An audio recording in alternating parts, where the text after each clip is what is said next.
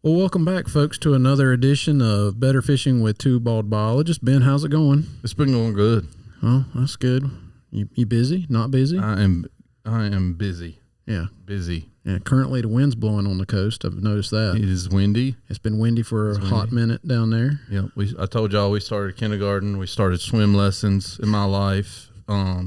This is not about fishing at all, but it is my life. It's where you live. So yeah, that's where we're at. Kids are back in school. My son is starting his senior year. That's a big deal, evidently. I don't know, but senior year's kind of a seems thing. like everybody's kind of excited about it, and I'm just like, okay, whatever. It's a senior year, you know. So, yeah. Well, I mean, we've started swimming lessons, and apparently, fish need water, and so does my daughter. So she all about it. She's all about it. So I remember those days. It's a good time. It's been a hot minute since that was the case.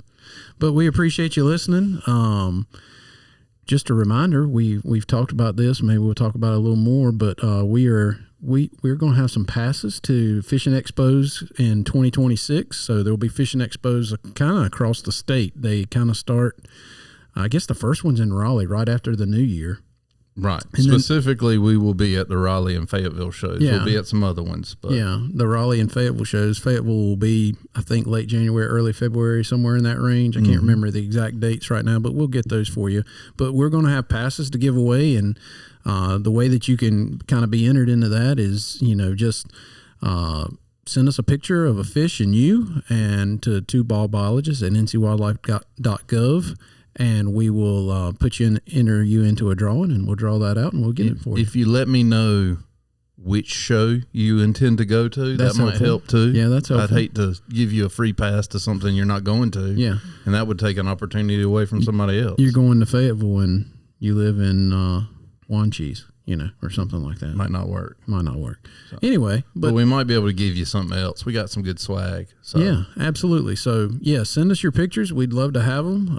Love to see what you're catching out there, because I don't get to fish as much, and I like living through other people's moments at this point in time. That's why I call Ben. It's really not to learn about Ben. It's really what he's catching. So, anyway.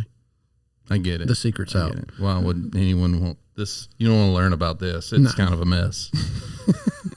Well, today we're going to talk about all things largemouth bass. And joining us is Casey Jobert. Casey, how are you doing today? I'm doing well. Tell us all about yourself and who you are. Yeah, so I'm Casey Jobert. I'm the District 6 fisheries biologist. So that's kind of over in the middle of the state, the Piedmont, help manage Lake Norman, Mountain Island, Wiley, and the Yicampede chain from High Rock down to the South Carolina border. You got some popular water. Yes. Popular bass water for sure. Yeah, for sure. Well, we appreciate you being here. We're excited. Everybody's always, for whatever reason, to talk about bass. It seems to be a popular topic. It's like somebody fishes for them. I don't know. There's like people buy boats, gear. I guess somebody likes them. Somebody likes them. It's a big deal. It's a big deal. I just got back from a whole symposium in Texas talking nothing about bass for the better part of a week. You mean all about bass? You said nothing but bass. Oh, nothing. That's what I meant to say. Okay, sorry. It was one of those moments. We talked a lot about bass. Yeah, I missed that for a lot of reasons, but it's okay. I appreciate that you could go. Yeah, no. So we're going to talk about bass today. Talk particularly about largemouth bass. That is the most popular fish that we have in our state. Casey, give us a bit of, I guess maybe why do you think bass fishing is so popular in our state? I think they're just such a charismatic fish that, so many people love catching. They have a large mouth, which is fun when you catch them. You can pick them up, take a big, picture with them, hold them up. I think they're also just across the entire state. I feel like if there's water, there's a largemouth bass in it. Whether or not they're good quality largemouth bass is, another subject. But they're all over the state, and they're fun. They put up a fight. So I think those are really the main reasons. For me, I think it's because they are just hard enough to catch and just easy enough to catch. Like on the right day, you can catch one on a pencil cap or pen cap, and on the wrong day, you can't buy one with the most expensive bait you have. And so I think it's that ebb and flow of how challenging they are that's a big draw. But again, if you fish long enough, you'll hit, the day that they're biting, and you can be very successful. And I think that's part of the draw. Also, they're strong and they jump out of the water, and Yeah. But also, I think because what you said, they're everywhere. Yeah. That they've got a good following. You can be a bass fisherman and live in Manio, and you can be a bass fisherman and live. Where's that place we went? That was, I think, is still in Tennessee. Murphy. Yeah. We went out there and caught bass, and so there's no place in the state, unless you're in really cold water with trout, High elevation, that there is not largemouth bass for the most part. So. Yeah, and obviously we made a little fun of it at the beginning. For those of you who don't know, it is a huge industry in the country. It goes back probably 50 years or so, but, bass fishing became really popular in the late 60s, early 70s as a sport fishing opportunity. Ray Scott and BASS made it kind of a household thing, particularly in the southern half of the United States. And now it's grown throughout the United States, Canada, Mexico. There's bass in Puerto Rico. There's bass in Japan. There's Africa. They're everywhere. They've moved them everywhere, which is not a great thing. But anyway, that's a whole nother story for another day. Other places, largemouth bass are an invasive species. That's exactly right. That's why you should not move fish. Yep. They're having a podcast talking about how bad largemouth bass are. Yeah, and we're like, yeah, we love them. So yeah, it's very popular. When we do creel surveys, which is a survey where we interview anglers across the state, they're generally the number one species that people target in our state, that anglers target. They're usually 40 to somewhere close to 60% of our anglers fish for bass. So, and usually nobody's anywhere close. There's usually like in the 20s and 30%. Other species. You also can fish for bass year round. There's not like a season, like a lot of us talk about a shad run and things like that, where it's a very seasonal fishery. But bass are here all the time, every day, and they're catchable when it's cold. They're catchable when it's hot. I mean, it all changes, but they're catchable. Yeah. No, that's good. So there's been, obviously because it is so popular, Casey, there's been a lot of talk about different species of bass in our state. There's been a lot of talk about what is a largemouth in our state. So can you take us kind of through, we hear a lot of these terms of northern largemouth bass, Florida bass. What are those animals, and do we have them? We'll put it that way. Yeah, so it feels like this information is changing on a monthly, yearly basis a little bit. But what the current standing is that there's Florida bass and largemouth bass. So we've dropped the whole northern, I believe at this point, although there's some controversy regarding that. But I think for today we'll go with Florida and largemouth. I will say, because I was in a room full of people from all over the country, we, the group of biologists, are not in concordance right now about how many. We're not all in agreement. No, imagine that, scientists not agreeing with each other. Yeah. But there's a lot of discussion about different species of bass, how many there are. Functionally, I like to simplify things a lot because it helps my brain. I'm not quite as smart as Casey, so I have to dumb things down a little bit. And I'm not smart as both of y'all, so there you go. But functionally, there's some larger groups that we all know about, but those groups are getting split apart based on their basins and where they're located. And I mean, we'll get there eventually, but right now we are not in agreement. But there are a lot of different black bass species being described.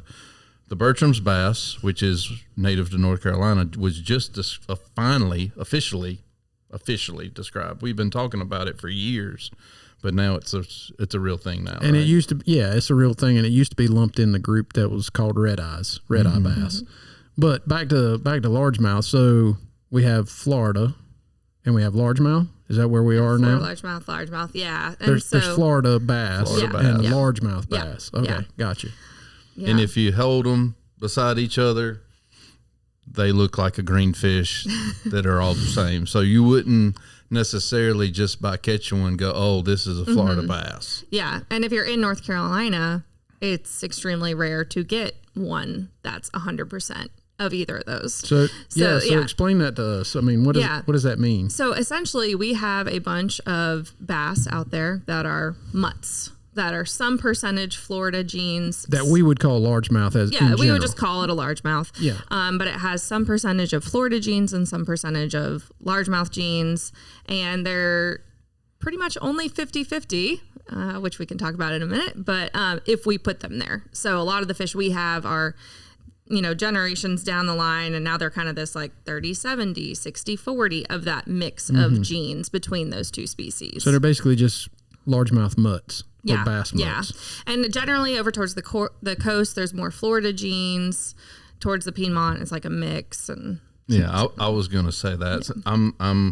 I've been a biologist on the coast the whole time I've been in North Carolina, and our bass look like probably before we started stocking willy-nilly all over the state as resource managers years ago.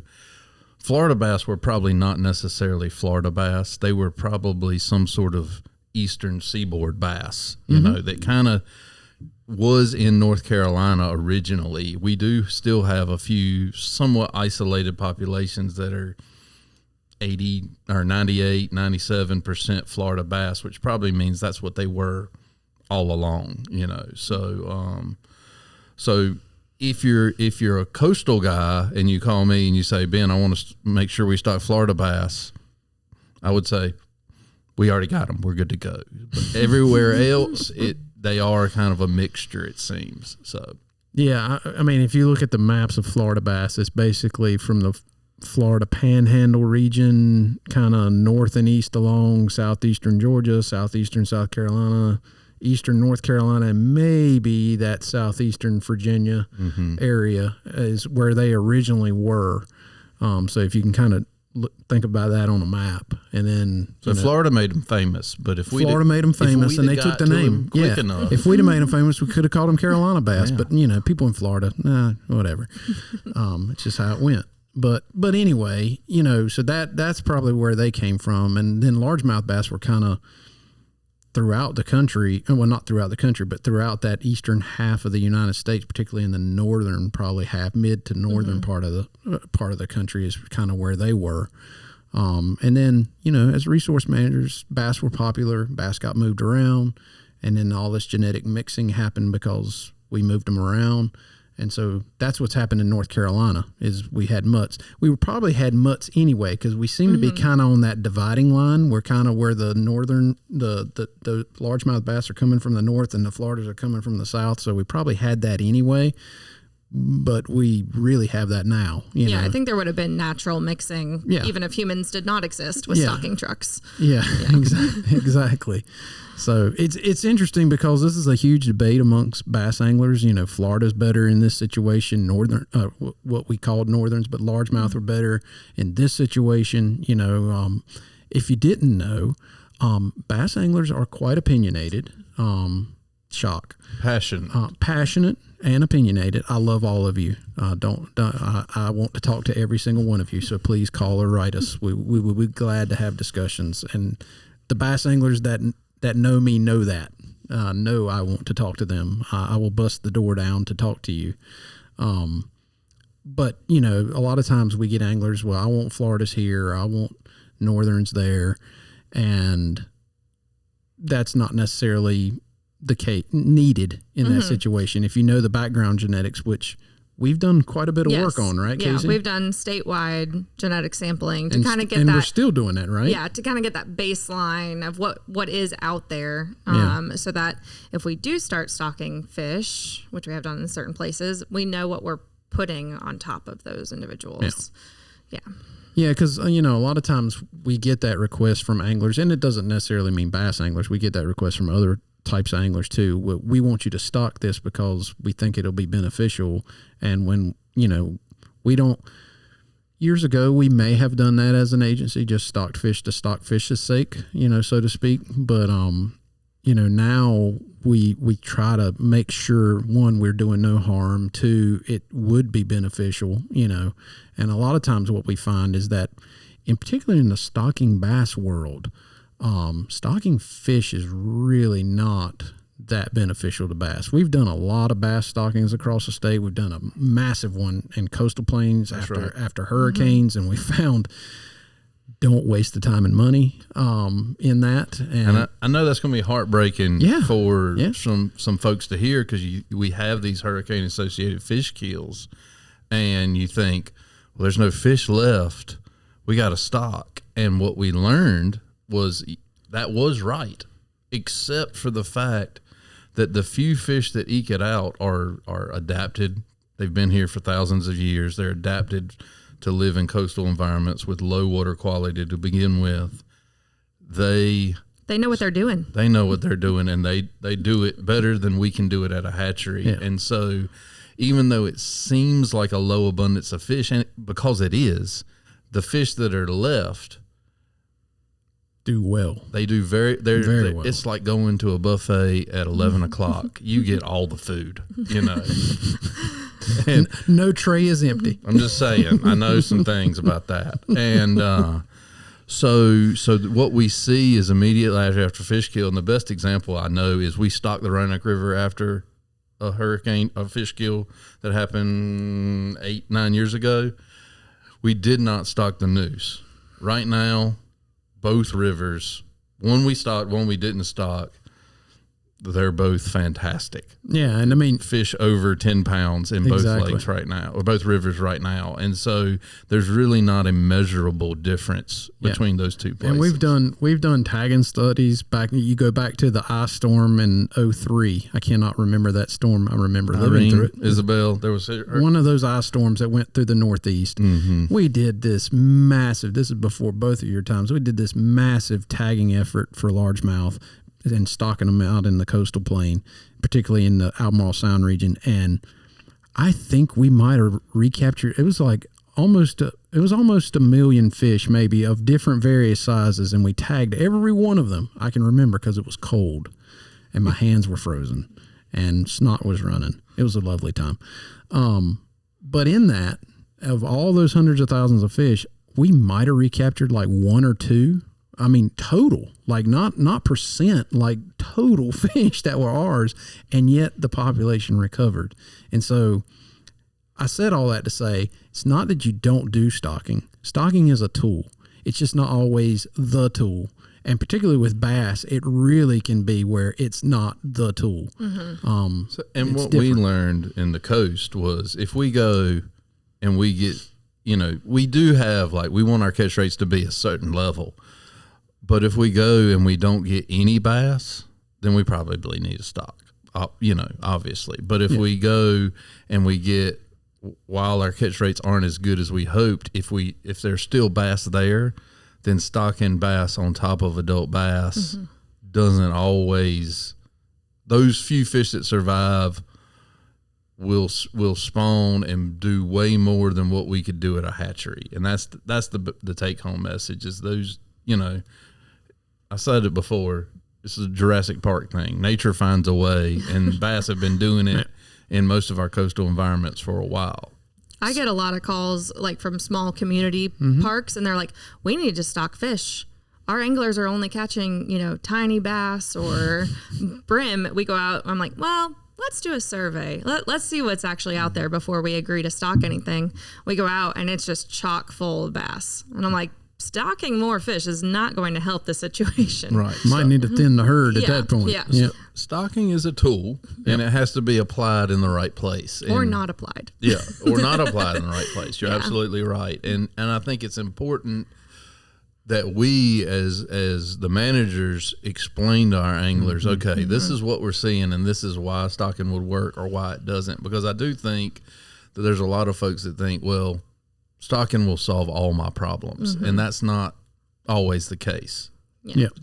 So we just talked about stocking and about stocking maybe is a good idea or a bad idea, but we are stocking bass, are we not, in certain places? So can you tell us a little bit about that? Yeah. So focusing more on now the F1 largemouth bass stocking program that we started. Right, we got to pause. We have to explain what an F1 what an is. F1 is. Yeah. So an F1 is, all that means is first generation. F, First generation. That's really all it means. It's a first generation cross between a Florida, 100% pure Florida bass and 100% pure largemouth bass. And so what you hope from those F1 fish is that they get the best genes of both parents. So they're getting 50-50. Yeah, they're getting 50, close to 50-50. Yeah, as close to that as possible. We are buying those fish currently to stock in North Carolina waters from a private hatchery. And the program started back in about 2020, working in collaboration with some local anglers.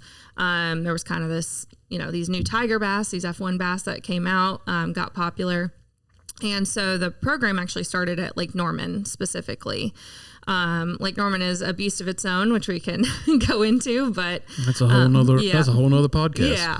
Alabama bass were discovered officially back in 2001 in Lake Norman. Alabama bass are an invasive species. I know you've talked about it on the podcast before. And they've kind of taken over Lake Norman. And so the stocking of these F1 largemouth bass out in Lake Norman was to hopefully provide, a little bit more of a fighting chance for the largemouth that were out there. The goal is not to, take over the Alabama bass or try to get rid of them per se, but it's just to make the largemouth population that's out there better, hopefully. And so since 2020, since around then, 2021, the stocking has continued, and we're also stocking now in Jordan and Gaston as well. So to date, I crunched the numbers. We've stocked over 1.2 million fingerling F1 largemouth bass. So we're still kind of right in the middle of the project, but that's the quick. Yeah, and so $1 million, and we're not done yet. So if you're a bass angler and you think we should stock, you're probably really happy with us right now. Yeah, but the point of doing 3 different lakes is that there are 3 different basic trophic levels. There's, Norman, which is basically a oligotrophic, which is a fancy title for low productivity. Means it's hard to grow fish there. If you fish Lake Norman, very clear water. Yeah, very clear water. If you fish Lake Norman, you know this, whether you want to admit it or not, Lake Norman anglers, I love all of you. You know I love you. It is hard to grow fish there. Those fish tend to be skinnier, tend to be lower in weight, blah, blah, blah. Anyway, that's Lake Norman. Then you go to some place like Lake Gaston, which we would classify as mesotrophic, which is middle trophic level, meaning that it's got some nutrients, but it's not high in nutrients, but it should grow fish better than Lake Norman. And then finally, Jordan Lake, which we've talked about multiple times on the podcast, is a fish factory. It is eutrophic. That's meaning high nutrient level. And so we're trying, it's basically an experiment. Yeah. That's what it is. Yeah, it's the whole thing is one giant experiment. It's one giant experiment. We're trying it in 3 different locations. We have staff like Casey. She's obviously over at Lake Norman, but we have Kirk Kirk and David up at Lake Gaston doing the work. And then Seth and Danny are down in District 5 working on Jordan Lake, and Troy's with you in District 6. And Kelsey's keeping us all in check. And Kelsey's keeping us all in check. And basically, we're studying it every year. We're going out, we're checking, we're going to tournaments. Yeah. So we put the fish out in about June timeframe. They're only like 1 to 2 inches in length, small little fingerlings, we call them. We're doing that stocking in June. And then, of course, we hope those fish get bigger. So we've been stocking now at Norman. We have 4 or 5-year-old fish out there. So because we're at that point, we are starting to do tournament sampling. Before that, we also do our electrofishing surveys. So we have sites out there. We sample using the electrofishing boat, shock the largemouth bass, and every single one that comes up, we take a genetic sample from. We send those off and we see if they come back as F1s. Because as we mentioned before, you catch a largemouth out of Lake Norman. None of us, some people can believe they can, which is fine. We cannot tell if they are an F1 or if they are a bass that was, born in Lake Norman. Yeah. And so we do our electrofishing surveys, we do genetics, and this year at Lake Norman, we started sampling at tournaments. So that was a really awesome opportunity. We were able to go out to an MLF tournament, the Big Bass Bash, and a professional fishing league tournament and collect samples. So we got over 300 fish from those tournaments. sampled, and we also pit tagged those fish, which is really cool. So we were able to actually recapture a fish at the Professional Fishing League tournament. They weighed him in down at Blythe, and that fish was pit tagged up at the Big Bass Bash up at Pinnacle. So that was kind of cool just to see that we are recapturing some of them. And so we'll continue doing that because we want to see, we're stocking these F1 bass. Are they coming back for, any angler, for tournament anglers? Are we seeing that they're growing quicker? Also, are they just surviving? We put them out as pretty small fish. So, so that work is continuing because Norman's a little bit ahead in the timeline. We've started with the tournaments. It'll be a couple years before we start the tournament sampling at Jordan and Gaston.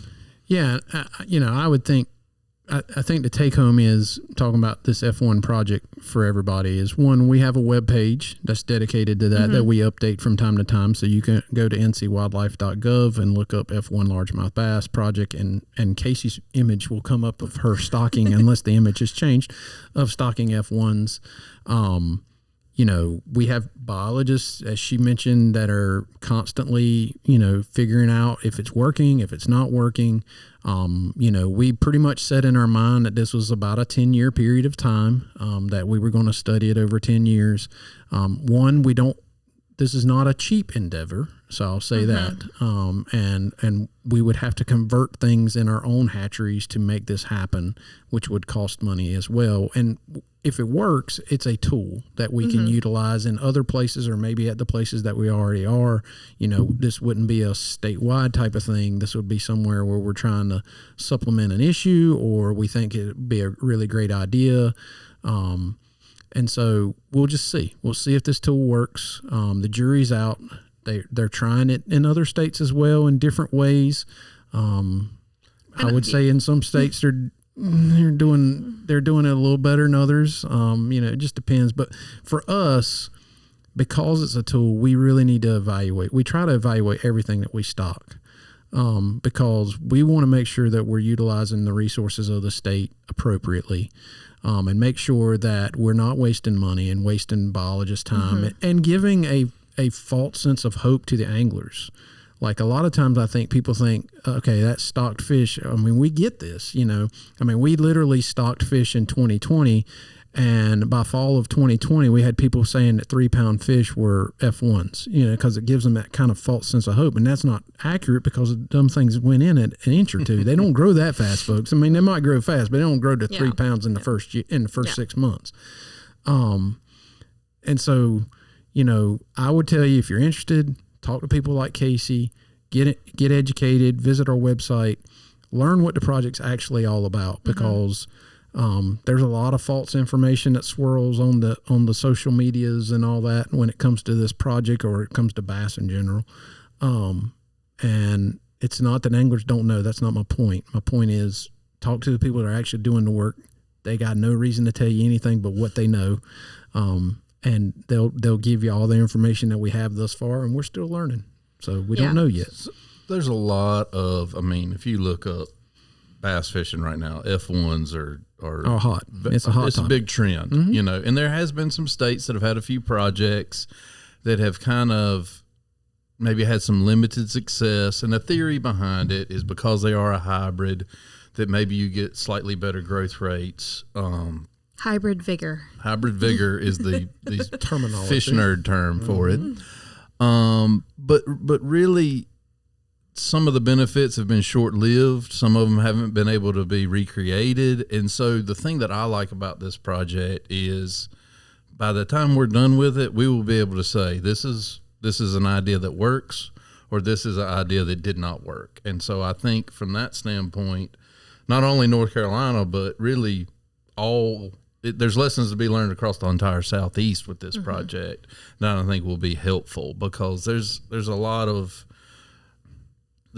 faith and hope that F1s are going to be, the next, monster bass. And maybe that's true, but they're built off the same bass we already have. So we still have to make sure that if it is a strategy, that it's a strategy that can work for us because it's really hard to maintain a pure Florida strain of fish, and it's really hard to maintain a pure northern strain.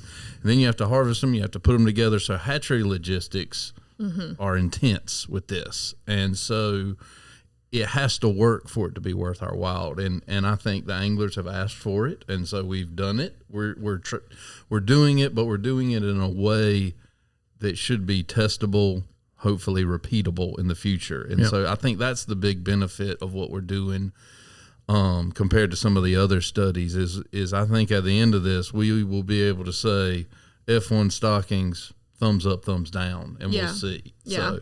And just to remind people, because I think that this message gets lost a little bit, they are that 50-50.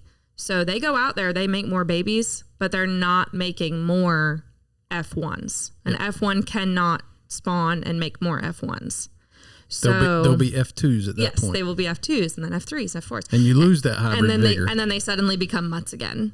Yep. So just a reminder to people, because it kills me when somebody is, like, oh, I'm so glad you're stocking these. My grandkids are going to catch these fish in 30 years. I'm like, no, they're not. And so to continue the program, we have to continue stocking fish. And so, that's where we want to use the funds we have in the best way that we can. And so if we find out that this project works, then that's great. But if it doesn't, it doesn't. Well, so when I'm talking to groups and talking to people and talking to the public, I attribute it is the exact same as our hybrid striped bass program in reservoirs.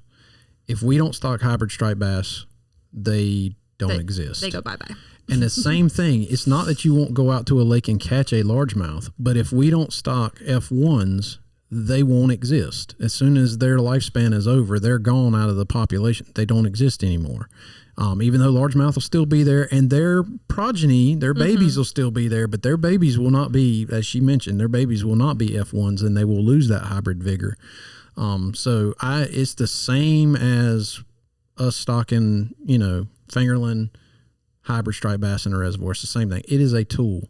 The reason we have pursued it in the Wildlife Commission is, this is a bit of a soapbox moment and I apologize for that, but forever and a day, bass management in North Carolina has been, I'm going to say the word is difficult because we don't have a lot of tools when it comes to changing a bass population. If you look at graphs, of data or charts of data for largemouth bass populations across the state, they're basically the same over 30 years. They're very stable. It's a very stable population. It takes something major like a largemouth bass virus or Alabama bass or something like that to change the what's happening.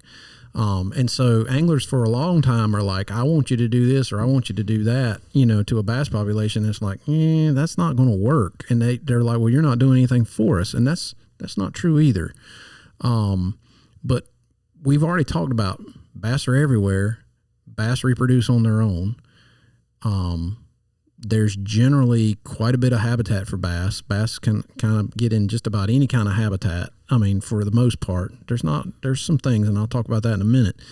But in general, there's not a lot of manipulation from a fisheries biologist perspective that we've had in the past that could change bass populations. This is a tool that potentially can change bass populations. That's why we're pursuing it. That's also why we're pursuing doing tons of habitat work, the aquatic vegetation work that we're doing now and building a greenhouse that's going to house these plants, growing out plants to put all throughout the whole state for habitat. Those are kind of the two tools really, that and manipulating your behavior, an angler's behavior, which is very difficult with bass anglers. You cannot manipulate their behavior. Their behavior is pretty much set in stone. And I love all of you. Once again, this is not I feel like I'm preaching a little bit, but I'm trying to give you a history of bass management in North Carolina. We do a lot of surveys on bass. We probably survey bass more than we survey any other species in the state because we want to make sure that those populations are doing well, are being successful, because we know that anglers are targeting those animals. And your fishing goes up and down. We'll talk about that in a minute, but your fishing goes up and down. But those populations, for the most part, unless something catastrophic, like I said, like largemouth bass virus or Alabama bass get involved, those populations are pretty doggone stable. Even though your success might go up and down. And that's when you, the angler, are like, you need to do something. And I'm like, It's not necessarily on our end. That's not to say that you don't see things, because you do. But this is one of a few tools that is a potential tool that we can use in bass population, and that's why we're pursuing it. Because it could be something great, or it can be dead in the water. It just depends on what we find out. Yeah, to me, I mean, like you said, it's hard to manipulate a bass population. You can change a length limit. It might take 10 years to find out that it didn't work, and also the predominant culture is not a whole lot of harvest anyway. So changing length limits likely wouldn't benefit. Yeah. And, you know, most of the time, the things that produce big bass are system specific, and they're generally related to forage base and or growing season. We clearly can't change our growing season, even though it is starting to get a little warmer in our winters. And speaking of that, now I'm cutting you off, and I apologize for that. But speaking of that, everybody thinks we should grow bass like Texas and Florida. We cannot. Please stop asking us to, because we cannot, because we don't have that growing season. Right. Neither can South Carolina, neither can Virginia. Yeah, so. yeah, we're stuck in the United States and in the latitude that we are stuck at, and there's not one thing we can do about that, folks. I apologize. You know, Texas is growing season is probably 10 to 12 months, and ours is more like 8. Maybe 9. I mean, that being said, we've got reservoirs like Falls, like Jordan, that have tremendous forage bases in them, and they produce big fish. But it would be hard to push that envelope any harder than it already is without changing our latitude, so to speak. Yeah. So. And I don't mean that in an ugly way. And at the end of the day, we, right now, as the state stands right now, short of the Alabama bass situation that we have, where largemouth are found, we have some really great populations. If you notice, the major tournament groups are coming to North Carolina because when they actually do show up, because they were not in North Carolina for about 20 years, when they actually do show up, the fish show out. And we have had some absolutely phenomenal tournaments. And yeah, bass fishing in North Carolina is actually pretty doggone good right now. Yes, it is. We're in a period of fairly stable. It Growth rates have been good, you know, but in the coast, we're one big hurricane. Are winning. Yeah, we're winning right now, but we're one hurricane away from resetting the clock. That is true. But yeah, hopefully we don't have a hurricane. But to be honest, even if we don't have a hurricane, eventually our coastal populations are going to start, you know, they're going to start crowding up. The growth rates are going to start to go down.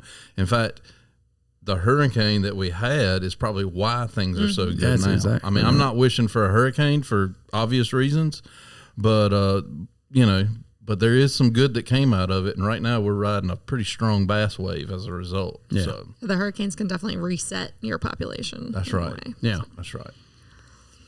Anyway, well, I think we've talked enough about F1s. I mean, I just want people to know about the program. I want them to understand it. I want them to be educated about it. There's a lot of things out there that's been said that's not very accurate about the program. Mm-hmm. So if you're wanting to know more, like I said, visit our website, talk to people like Casey or Kelsey or Kirk or Seth. I mean, just call them up and say, hey, tell me about this F1 program. Walk me through it. Help me figure out what's going on so that I can be educated about it, because I think that's the best thing you can be, and have very realistic expectations of what will come out of it. And we're going to tell you, I mean, we are going to tell you this is what we found, and this works here, or it doesn't work anywhere, or it works everywhere. Mm-hmm. And I think that's really why we're doing this project. So yeah, it's very easy to find our contact information. I checked last night, ncwildlife.gov. You go in the search bar, all you have to type in is F1. And it's the very first link that comes up. You scroll down just a tiny bit, and all of our contact information is there. Great. And so we're happy to share any and all information about the project. Again, you know, we're kind of halfway through. We have some preliminary results. some things look, I will say, slightly promising, but also, again, it's still so preliminary that the numbers of fish we're getting back is still pretty low. But we will be out electrofishing, this coming spring. We'll be sampling at more tournaments, so look for us out there. We can't go to every tournament, but, we hope to be out at quite a few.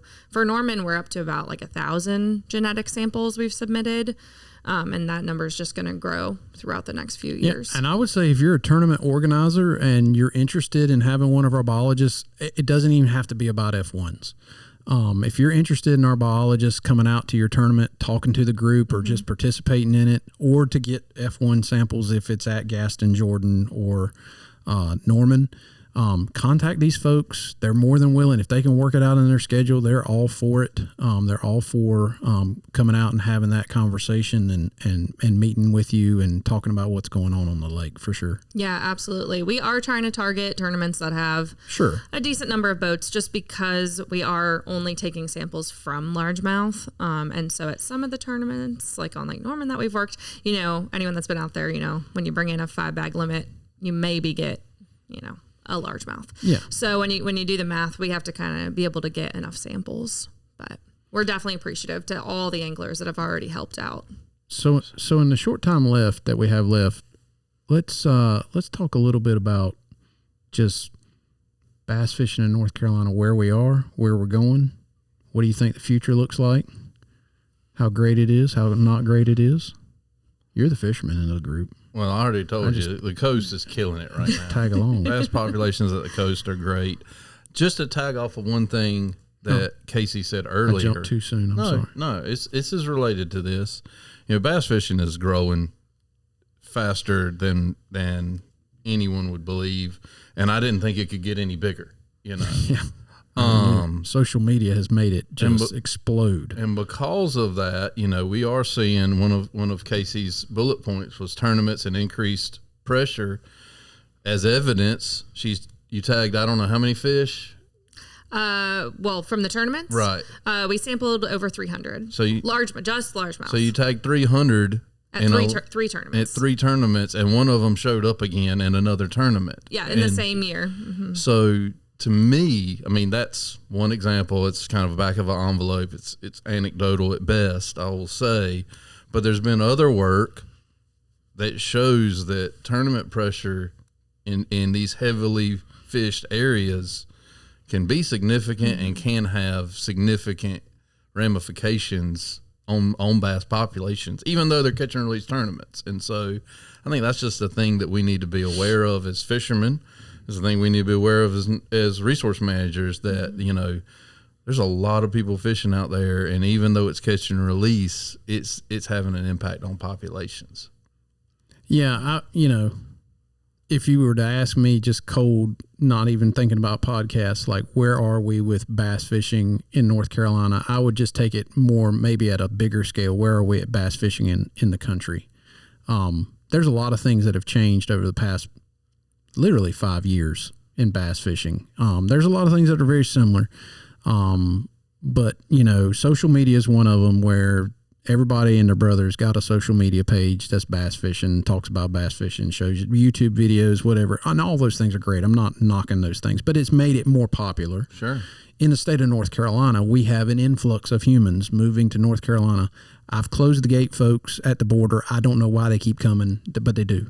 I'm just it's for the bass. It might be They're for here the bass. for the bass. But the landscape's changing. And people on the water's changing. The amount of people on the water, whether they're fishing for bass or not fishing for bass, just the amount of people on the water is changing. That affects fish. That affects what fish do.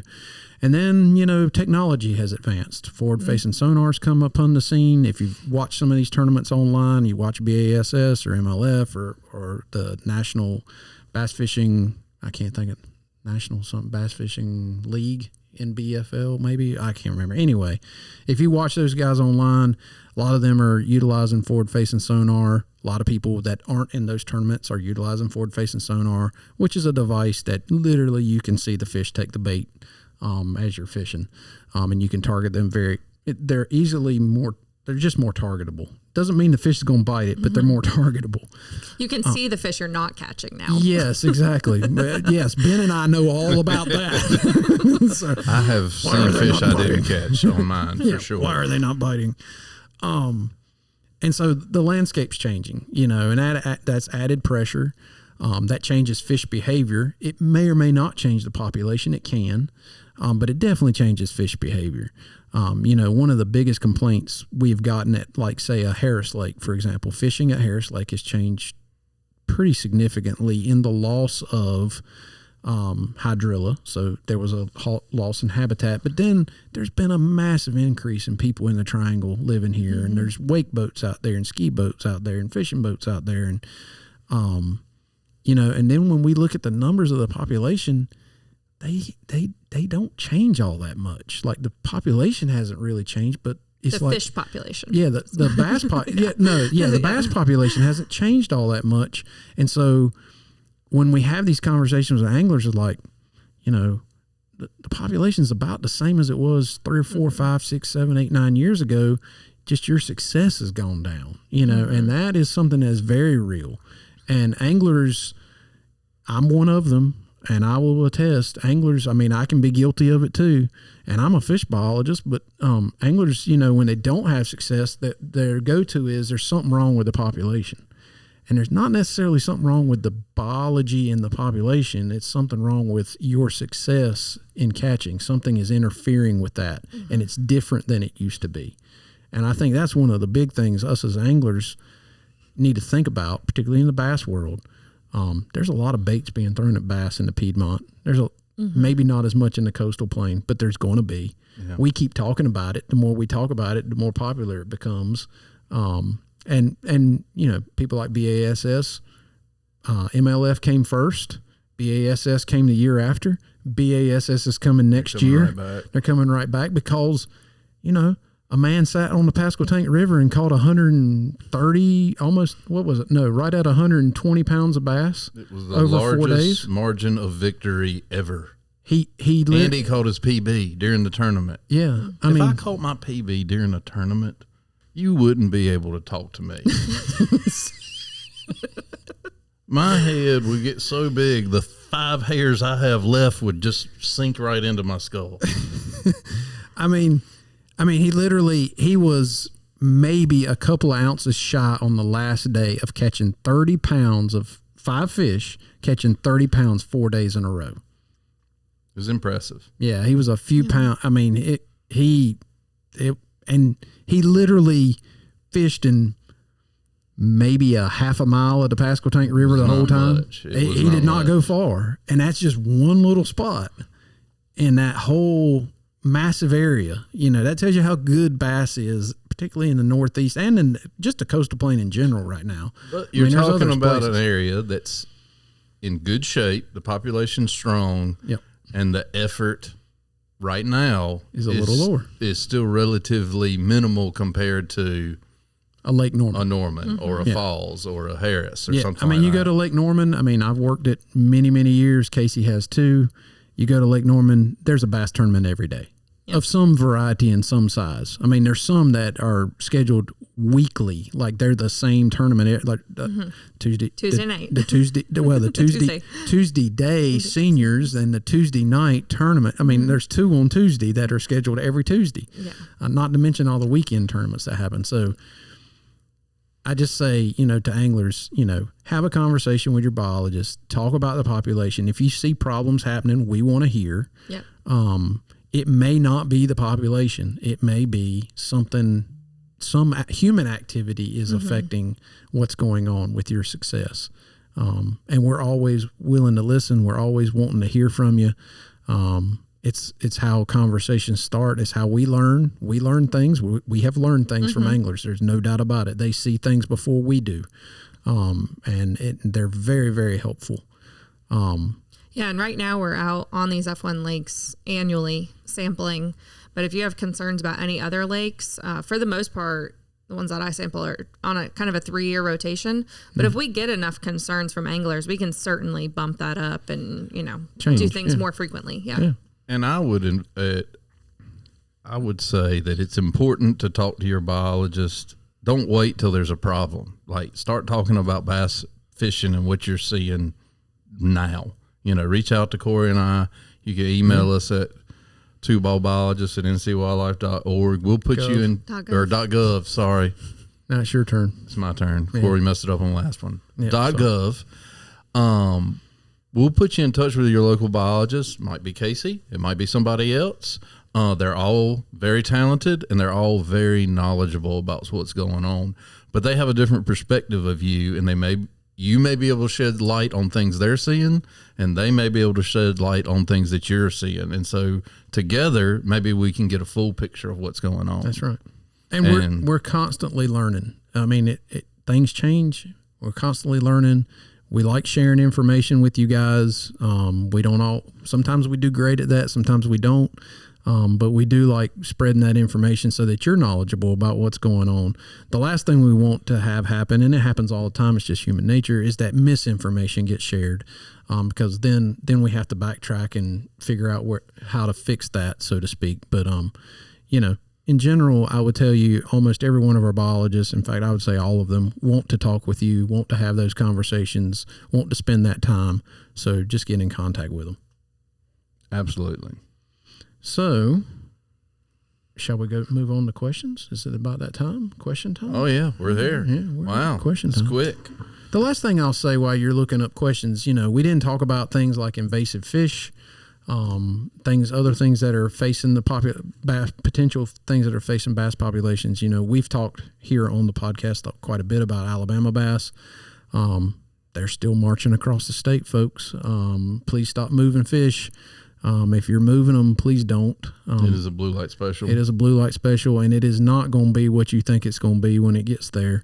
Generally, it ends up not doing what you had hoped and causes problems. So, once again, talk to your biologist about that and why that's not beneficial.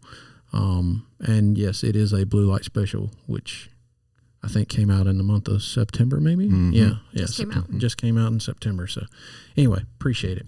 All right. So before I get into questions, just want to remind you guys, please, if you think somebody would benefit from this knowledge, you share this or any other podcast, like it, subscribe.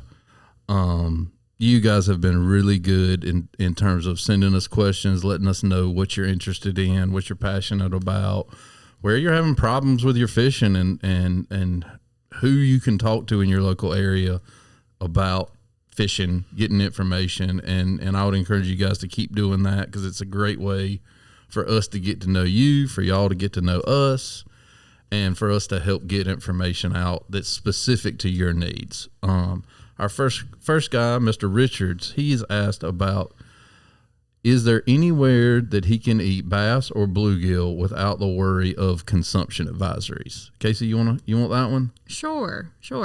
Yeah, so there are consumption advisories, which, to back it up a little bit, is just telling people how much fish they should eat. It's pretty much a basic way to describe that. The NC Department of Health and Human Services is actually the entity that creates our fish consumption advisories. Sometimes we'll help them collect fish from water bodies, and then they do the testing and figure out how much is safe to eat. So you can always go to their website. I always suggest people do that. They're listed by water body and by what species there are that have consumption advisories. If there isn't a consumption advisory listed, it doesn't exist. So the state actually does have a statewide advisory on largemouth bass.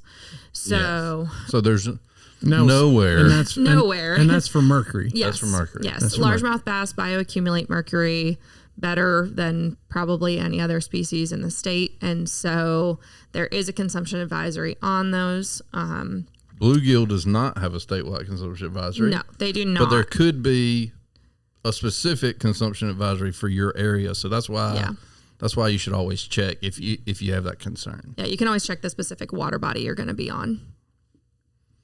So that's easy enough. Yeah. The next one.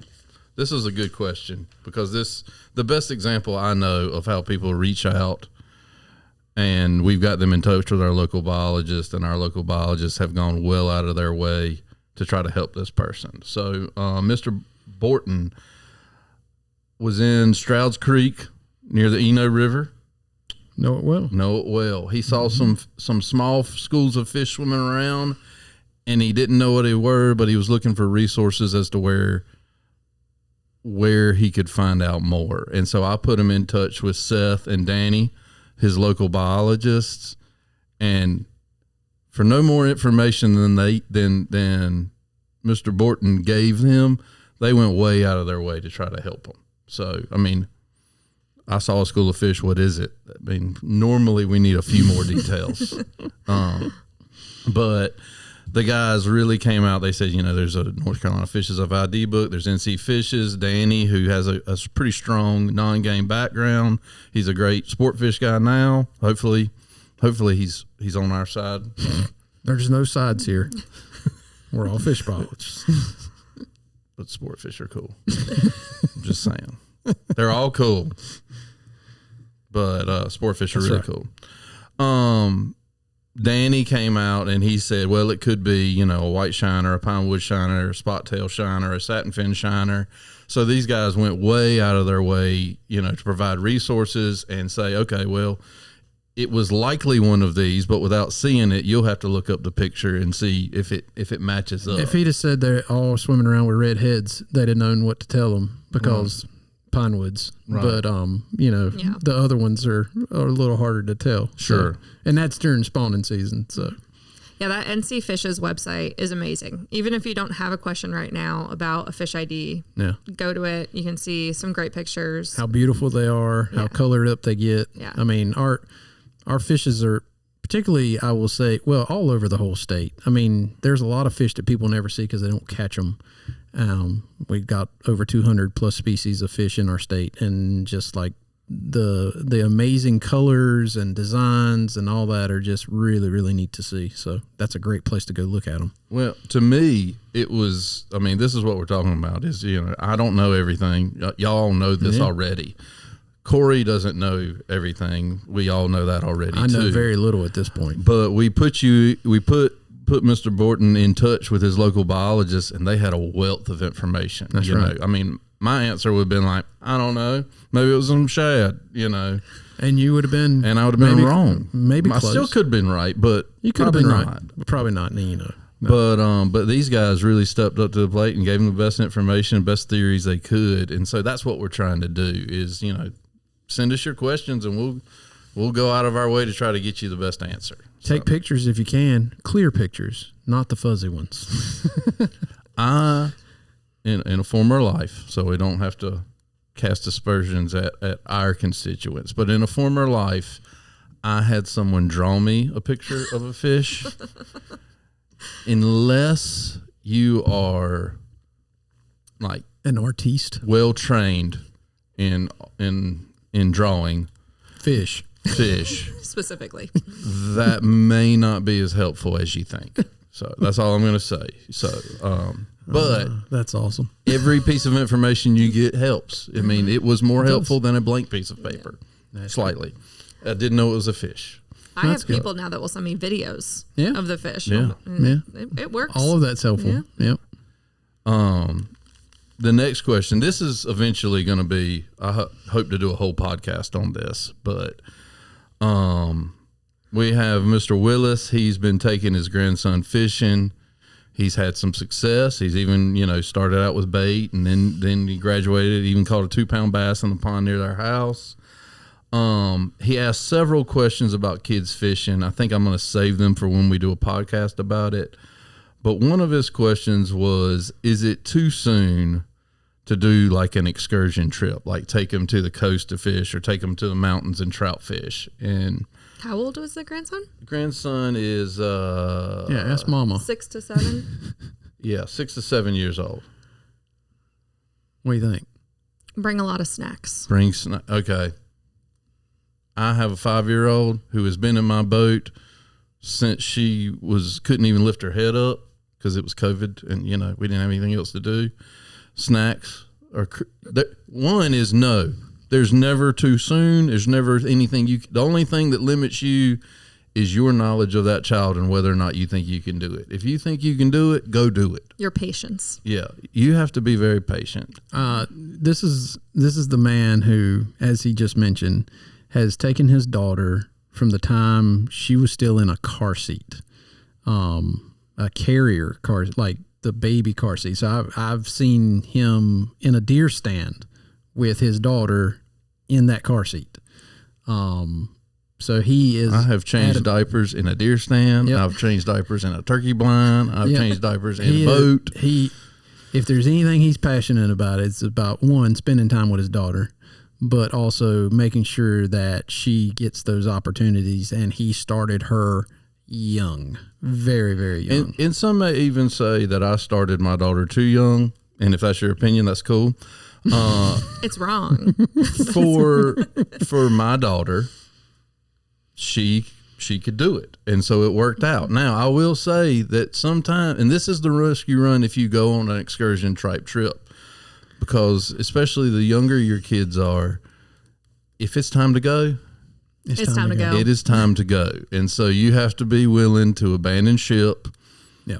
Sometimes fishing for an hour is success. I would say the excursion doesn't need to be like long distance, you know, Yeah. or in conjunction with other activities, or like you zoo, make it in conjunction with other. Tweetsie Railroad, you Yeah. know, Yeah, whatever that's right. else, That's you right. know. So,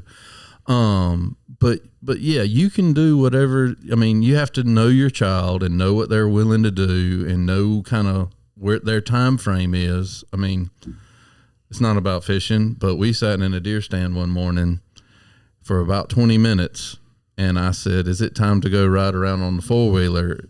And it was 25 minutes past time to ride around in a four-wheeler, you know. So you have to kind of know, you have to temper your expectations. And the win is not, well, we went out and we caught a 10-pound bass. The win is that I took a child out and they had a good time. And I did whatever it took, including 17 Rice Krispie treats to make that happen, because fish and snacks have 0 calories, just so you know. Yeah, they don't count on the boat Yep, Yeah. they don't count. unless So, it's a banana moon pie, and then it counts because it's the wrong thing to have on the boat. yeah, don't do Yeah, that. don't do that. But I mean, you fish with your children, and they're very young. Yeah, so I have a 1-year-old and a 3-year-old boy, and we are very fortunate that our neighbors have a pond. So that works out great. I can put a pizza in the oven, walk down and fish with them, and come back and get it before it starts burning. Pizza and fishing, that is winning at life. Yeah, Just add ice cream to it, and you got a full day right there. Yeah, but they enjoy it. Our almost 3-year-old caught his first fish before he turned 2 by himself. He hooked it, immediately dropped the entire fishing rod on the ground, freaked out. But then my husband was able to get him, pick it back up, and reel it in himself. So he landed his first fish before he was 2. But if we were out on a boat, I don't think our 2-year-old, he's not going to have the patience to be out there for very long. So we haven't done too many excursions, but they're definitely in the future. Yeah, you have to figure out what works. You know, for me, I was running rain gear to cleats and tying them to the grab rail and making shade and having naps and all that stuff. Oh, But Jonah has flat out slept in the bottom of the boat while I kept fishing, and Yeah. he was fine with that. Like he was like, I'm gonna lay down for a while and then get back up and eat fish, you know. Yeah. So it just depends. Yeah. So yeah, we will do an entire podcast, and we might even get my wife on it. Pro tip. This is not about kids. Naps right after lunch on a cool day in the sunshine in the boat are the best ever. Learned that from a friend of mine, and I'm a firm believer in it. It's some of the best sleep you'll ever get. I do it, and every time he and I fish, we take nap from like 1 to 1:30, 1 to 2 o'clock in the afternoon. I'm just telling you, he's on the front of the boat, I'm on the back of the boat, and we're out. You can ride by. We'll wave when we get up. Yeah. It's a good time to get a clicker on your reel. That way, if the fish takes off, Well, I'm not it'll even make it wake fishing at you that up. point. I mean, when he suggested, I was like, I don't know if I'll do this. And next thing I know, I'm wake up, there's drool all over me. I've been completely like comatose. It was the best thing ever. Anyway, sorry. I believe it. All that to be said, because we got to wrap this up, is take somebody fishing, especially a that's kid. right. If you could do one thing to help conservation, it would be to take somebody fishing because or hunting. Get them outdoors. Because they have to be exposed to it to understand it, to love it, to at least appreciate that other people like it. That's you know, exactly right. and so it may not be their thing, and if it's not, then you don't have to keep taking them fishing or hunting. But if it is, it's so rewarding. It's so much fun. You get to see that whole world through their eyes, which is really interesting because they latch on to things that you take totally for granted. Yeah. And it's a lot of fun. So know your kid is the best way I know to say it. And then from that point, figure out what your limitations and opportunities are. So. Well, we appreciate Casey being here. Casey, thank you so much. Yeah, thank you for having me. Thank you for all that you do for District 6 and the people that live there and fish there. And we appreciate y'all listening to us and tuning in, and we will see you next time. Thanks, guys.